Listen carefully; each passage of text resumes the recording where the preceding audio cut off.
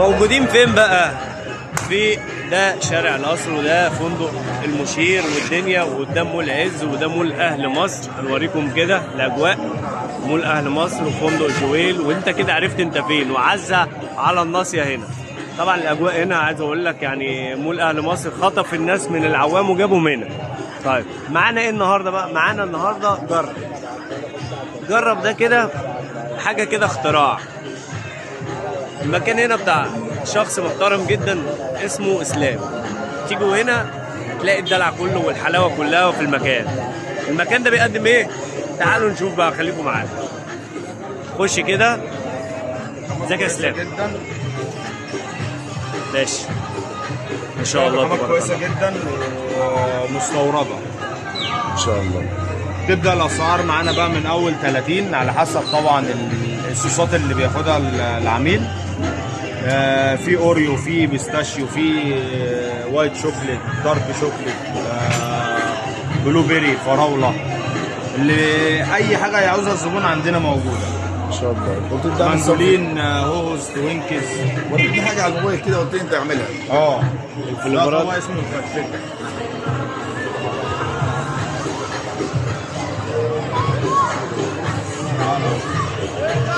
ما شاء الله اللهم بارك. نعملها مثلا دي لوتس.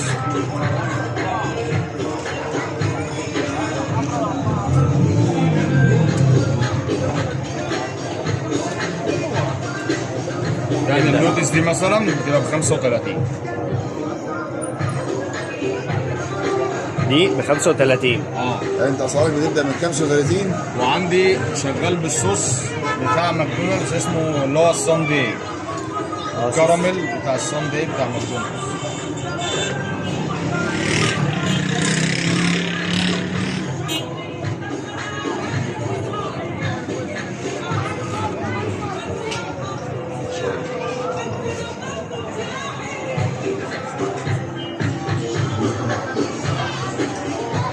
عايز تقدم مشروبات؟ طبعا بتبقى ماسكه نفسها وناشفه وحلوه مش طبعا تاكلها تتكسر معاك، بتبقى زي الساندوتش كده على طول. في طبعا الناس بيحبوا تتقطع، بيبقوا عايزينها زي الفاميلي تتقطع له عادي. والمشروبات اللي عندك؟ المشروبات في قهوه تركي، تمام، نسكافيه، كابتشينو، طبعا شاي، وعندي شاي حاجه اسمه شاي كار. اللهم بارك. يعني طبعا ده شكل الفريسكايه. ايوه اللهم بارك. لو حد عايزها فاميلي يتحط عليها صوص برضو خارجي ان شاء الله، على حسب برضو ايه اختيار العميل بيحب صوص ايه، او مثلا حط عليها صوص يعني. صوص بقى وايت شوكليت، عندي كل الصوصات موجوده ان شاء الله. في صوص باشون فروت، طبعا دي حاجه جديده. يعني خد راي الناس ونشوف العجينه طعمها حلو. طبعا انا بشتغل عجينه جاهزه، ما بعملش عجينه طبخ خالص. ايوه يعني مش جايب مثلا عجينه وبيض وبيكنج باودر والكلام ده، مقرمشه وصوص من جوه جامد اهو ان شاء الله. يعني جايب خامات نظيفه وكويسه. بعمل بقى بحرين كل واحد بقى بيحب. يعني في ناس بتحب مثلا، في ناس بعملها لهم مدوره تبقى بالعسل زي اللي على البحر كده. بعملها له دبل وعسل في النص وبتنشف وياكلها عادي. يعني لو في حد عايز حاجه مخصوص بتعملها؟ بعملها له طبعا. اهم حاجه اللي جوده المنتج ان شاء الله. اللهم بارك، ربنا يرزقك ويوسع عليك يا غالي. السعر اقل والجوده يعني اقصى حاجه عندي اللي هو زي الطبق ده اللي هو بيبقى ب 100، يبقى دي طبعا الرماله بتاعت القهوه.